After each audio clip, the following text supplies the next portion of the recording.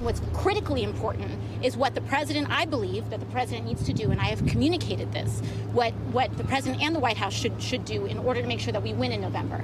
And that is making sure that we pivot and working and increasingly commit to the issues that are critically important to working people across this country. How are we going to expand Medicare? How are we going to expand Social Security? How are we going to provide relief to people's rent and mortgages? And if we can do that and continue our work on student loans, secure a ceasefire, and bring those dollars back into investing in public policy, then that's how we win in November. That's what I'm committed to, and that's what I want to make sure that we secure. Leading off our discussion tonight is Democratic Congressman Maxwell Frost of Florida. He's a National Advisory Board member for the Biden-Harris campaign.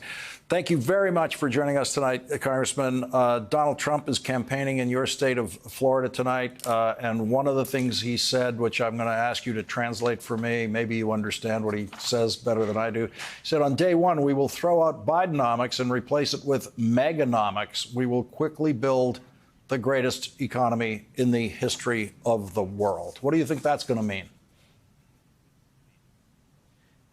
Well, I don't think he knows what it means, right, Lawrence. And here's the thing: whenever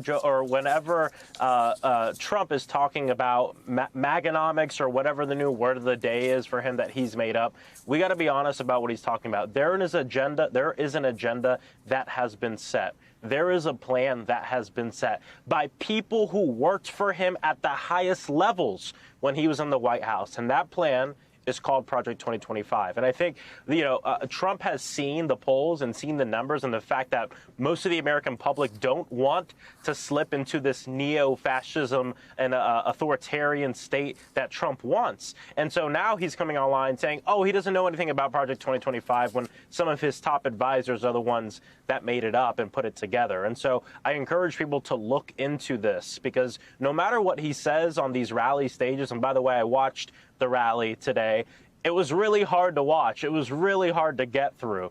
I think he has a bank of 20 phrases, and he just throws them out randomly and sees if he gets claps. And unfortunately, a lot of the folks in that crowd will clap to anything.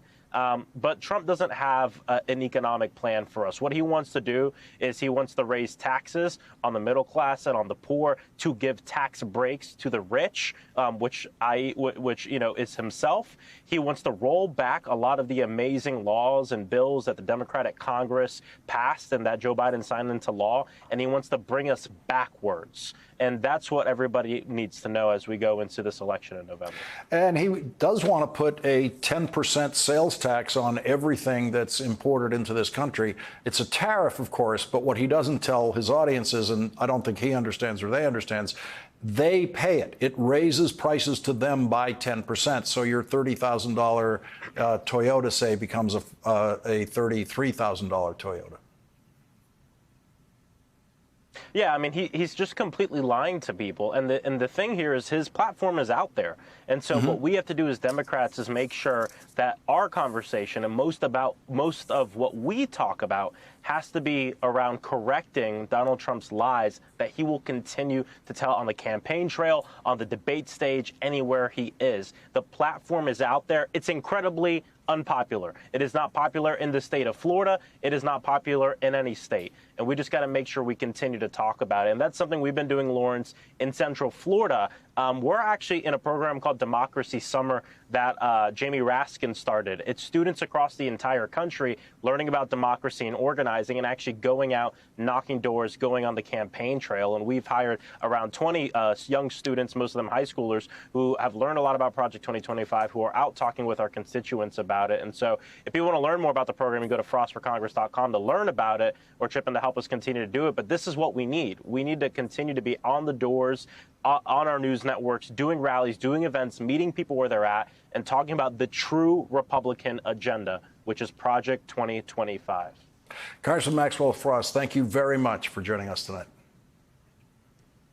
Thanks for having me.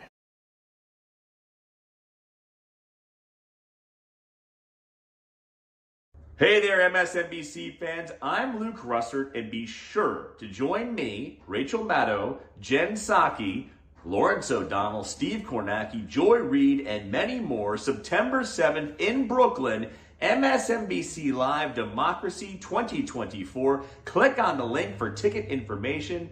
We will see you there.